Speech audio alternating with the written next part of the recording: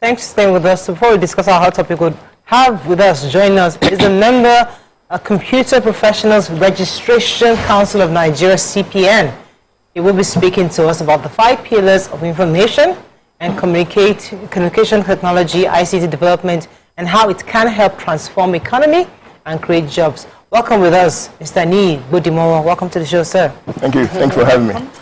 All right, so technology solves a lot of problems. In fact, the world we have in a lot of things we were discussing earlier, speed limits, how we can deploy technology to develop, to help in the economy, to create jobs, to be more efficient when it comes to processes. You mentioned something about 5 pillars that caught our attention. What are these 5 pillars and how can they help and develop our economy? Okay, thank you very much. Happy to be here.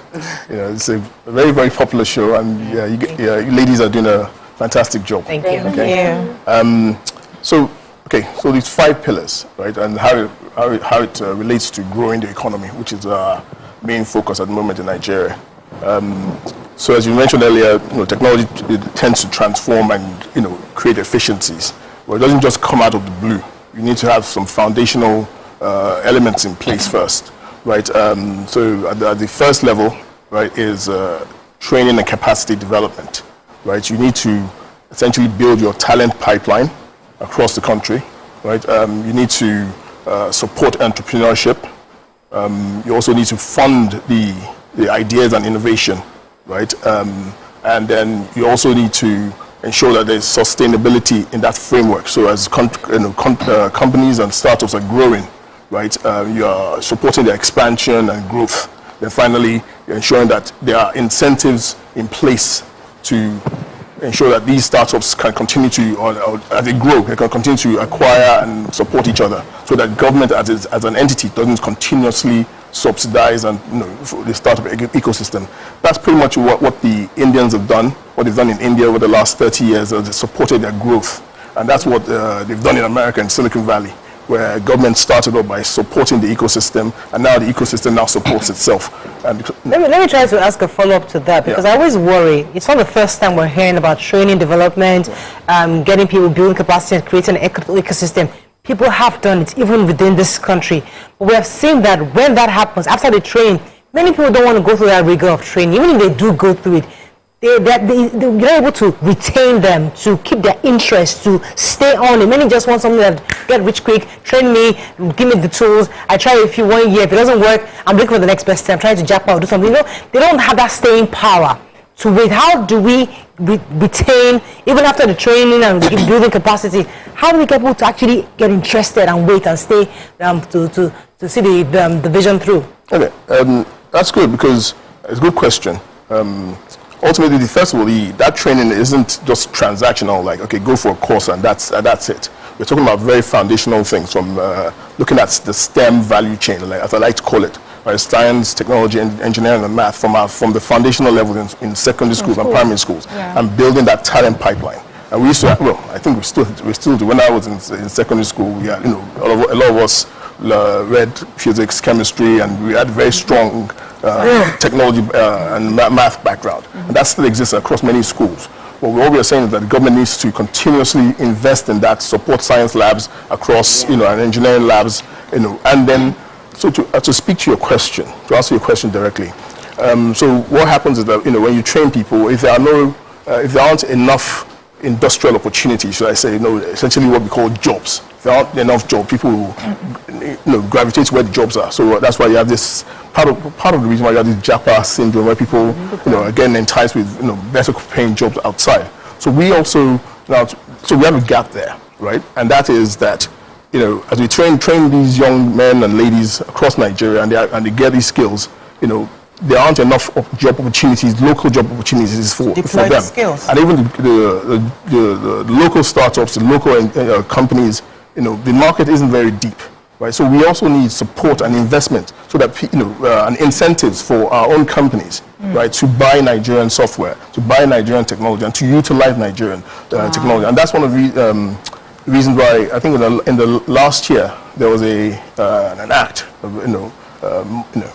epoch-making act, I like to call it. It's called the Nigerian Startup Act, which was signed by the current government, which is focused on fostering innovation and in the creative and digital economy and creative industries, right? And part of what that's going to do is provide funding for startups, provide tax incentives for companies that are supporting startups and also acquiring startups. So that's going to fill that gap in a way. Yeah, so I remember when there was the Twitter, ban? I would say for a short while. I know that India came up with their own app, Cool.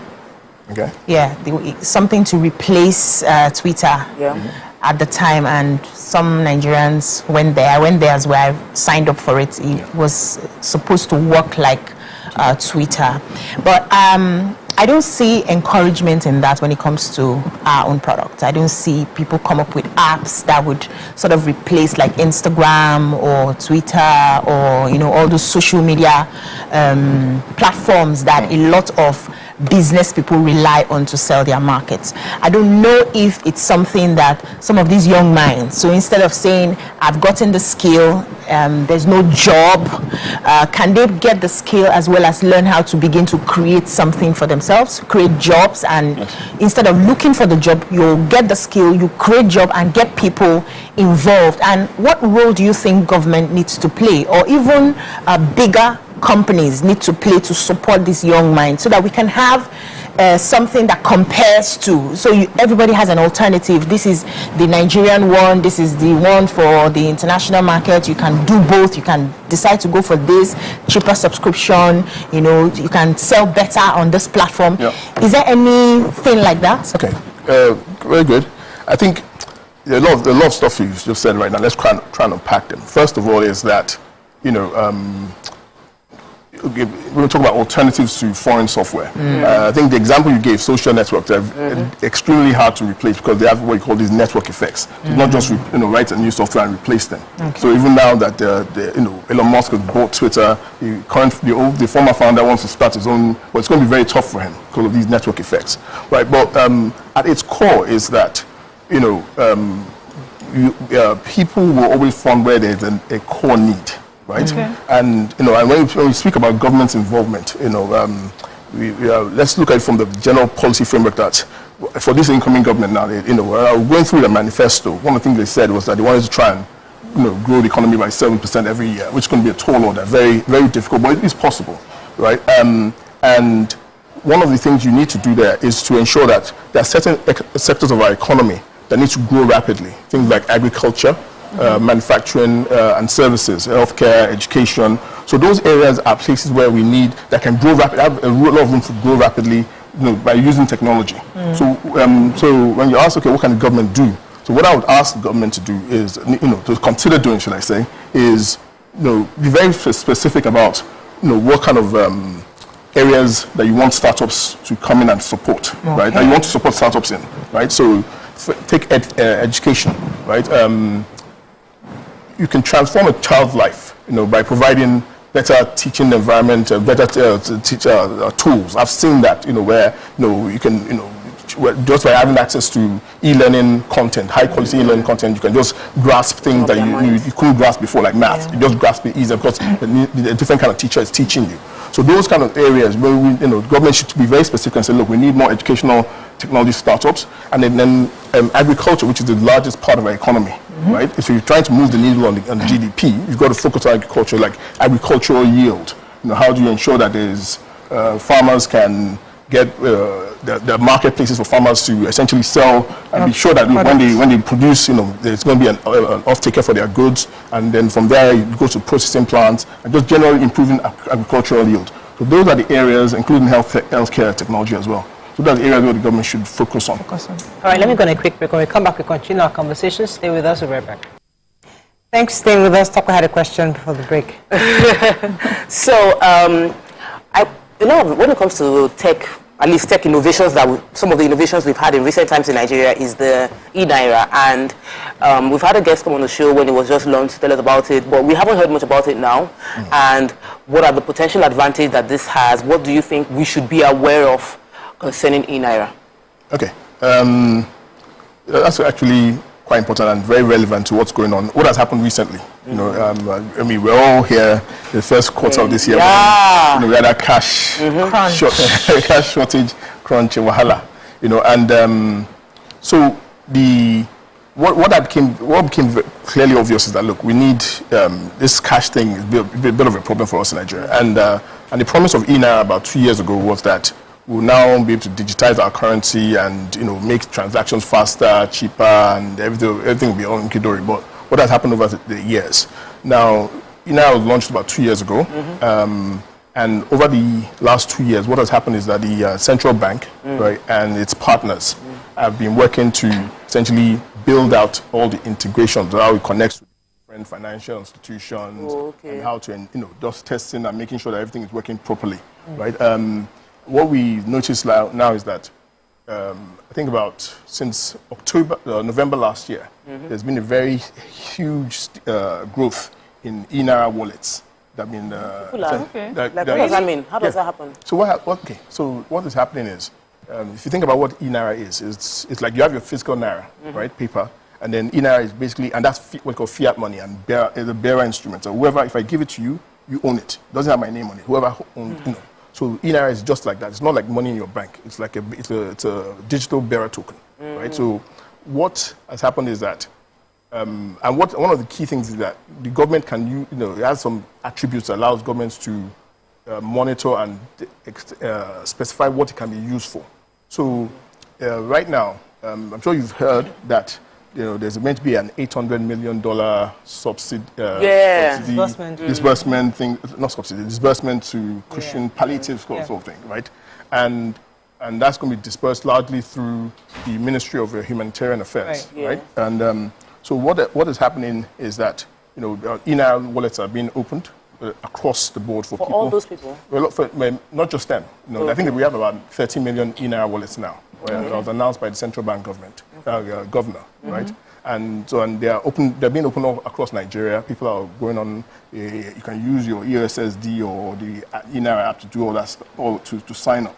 So there's been a huge growth, and that's because the technology is now very stable, right? And so that's it's traceable. It's not like before where they say they give out $800 million, and now where did the money go? But now we can check and say this one who got this amount of money. Give it out in eNaira form. Yes, and not only that. What is particularly interesting and unique about it, about not just eNaira but what we call digital currencies, is that you can do what you call program them and say, look, if I'm giving you this 1,000 naira, you can only use it for food. So when you are transferring, it can only be used for to pay. You can use it for rent. You can make very, very targeted interventions to help maybe women, that are in distress, or in people that are in. So for example, they give you the money for fuel. They don't use it for fuel. Yes, exactly. Okay, so my question is, so when we first heard about the eNaira, a lot of us we thought, this government coming up again with things that are already existing, duplicating things. We already have our money, and our money is almost basically e-money because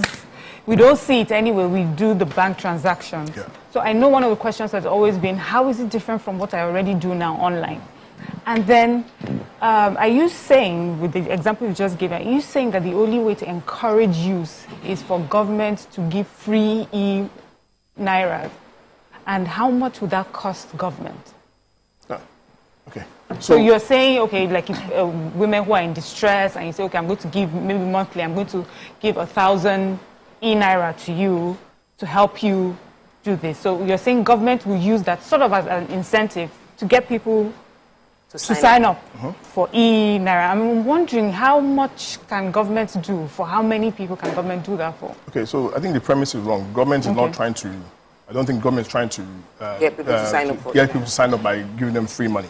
Right, it's just a particular use case that works well with digital currencies. Like, look, we need to pay people in a very transparent way, and that it's auditable. This is a perfect technology to use. And so, like for charities and things like that. Okay, I guess, and donations. So it's not used to. The people are subscribed. There's a lot of interest in eNaira, right? Over the years, and it's growing very fast. And because of what I forgot to mention was that because of that cash crunch that we had in the first quarter. There was a renewed interest that, look, maybe eNaira can solve this. If I cannot get cash, let me get eNaira. And yes, there was. The data shows it, and there's a very steep curve. They didn't tell us. A very steep curve. So people were crying when that just gone. They didn't tell us. But I have a fear with this eNaira. I like to listen to conspiracies. And one of the conspiracies I've heard so far is the fact that the government all over the world, is not just Nigeria now, is trying to control people's money, your ability to use, manage. They want to know how you spend your money, what you spend it on. They want to be able to take your money at will and give you stories. And that's what's been going on now with this eNaira, where it can be directed to a specific item they want you to. So if I give you this money and I say use it for food, I can ensure that it's just food. Isn't it dangerous that it will come to a point where I say, okay, you're not using, there's no money anymore in the wallet, and I block off your chances of spending that money in anything? Okay. What happens? Handed over your control to government. Yes. Too much. Okay. Yeah. I hear your concerns, right? But that's not what's going on. And so, for example, if I decide to, even with physical current cash now, if you are saving for a particular purpose, there are mechanisms where you can say, look, this money I'm putting aside for this particular purpose, right? And there are guidelines on how it is dispersed. Yeah. But not that my choice. Your choice. Yes. But with this now, government can say this money is just supposed to be used for this and block out any other. So now, if I want to do transfers with my bank account, I can transfer to anybody. I don't have to take permission from government, so to speak. But the e-wallets now, government has a say on blocking out some channels they don't want you to. Is that possible? Is it possible? No. That's not what it is. So for now. No, that's not what it is at all. Because if, for example, it's the case that if I'm giving you money for, say, to buy foodstuff for children or your children, right? And that's what that money is for. Once you've done it and you've transferred it to the people, to the vendor, and the vendor can now decide. So if I don't want to buy for children, I want to use it to buy a shwebi. Yeah, so what you're saying to me is it will make me better organized. I'm able to do my budget better because I already have, that's what I'm understanding, but I could be wrong again, which is I would, once I have the money, let's say in my account right now, I can put 30% that goes here, like I already do with my regular account. But in this case, I'm unable to change my mind because the bank knows where the money is going immediately. So it makes me better organized and maybe helps me to follow my budget better. Is that what I'm hearing? In a way, it's that applies. But the core focus of core objective is to ensure that it's auditable, that when there's an intervention for a particular purpose, it's not being diverted for other purposes. All right, so much to do about the e-wallet. Let's talk about, because I want us to wrap up on this. Yeah. There's a new administration coming on right now, and there has to be a focus because world over, ICT has helped to develop economy and to help with more efficiency, especially with government transactions and all that. What would you advise the incoming government to do when it comes to ICT? What can they do? Actually, aside from the training you said earlier, what kind of infrastructure? Because the reason is with what we had recently, we had bank transactions hanging because we lack. NBSS was saying that they don't have enough capacity for what happened recently. So how do we develop our infrastructure locally to support e-transactions across the country? Okay. I think the government needs to take a holistic approach, right? And they don't need to reinvent the wheel. There are already existing laws and and frameworks that they can follow. So I would say ultimately I would expect the government to be guided by this Nigerian Startup Act. It's very broad. Apart from the training that I mentioned, it's also providing support for the what we call infrastructure technology companies, or people that are essentially working on building out data centers to support other organizations, data centers, technology parks, different kind of systems to increase capacity. And even venture funds as well. So I would say that the real focus, the government knows what to do. And what we really need is to raise awareness about what the opportunities are. So for example now, a lot of people do not know that the African Development Bank, the Agence Française de Développement, Islamic Development Bank have all come together and set up a fund, about $618 million, for Nigeria specifically, to support digital innovation and creative industry, creative enterprises, right? So, and more to that, it's targeted at young people, 18 to 35, who are starting up like Nigerians. So we need to raise awareness that these things are available for you now, right? In the past, people say, look, money has been given to, when investors come to Nigeria, they focus on a few startups, the big ones. But now we have these development development finance institutions working with Nigeria, the Nigerian government, to support young companies. So yeah, and yes, and we just need to raise more awareness about that. And the government has that focus and that responsibility has to be on the government side to raise awareness and make sure that these programs are actually accessible to everybody. Okay, I think we can wrap up on this. We just wanted to just hear your thoughts on it. I mean, I've been very worried about various government innovations in the past. We've had great ideas, but somehow, somewhere, either the youths don't take full advantage, or they do, and somehow, somewhere, it just doesn't, they don't follow through, or the ecosystem is not there, it's not well organized. So sometimes I feel like we put the cart before the horse. So I feel like there are more foundational things that need to be done before to get to the point where we're building an ecosystem, because sometimes you give an ecosystem to a bunch of people who are not properly ready for it, it might fall apart. So that's my worry, but I just hope that the new administration, as you've said, would do the right thing and ensure. Well, that's what we all pray, because if you're going to grow this economy, you have to get on the starts immediately, right? And be very focused on which areas of the GDP you want to target investment in and support and grow. That's what we are. Okay, that's all we can take on this segment. Do you believe in Nigeria?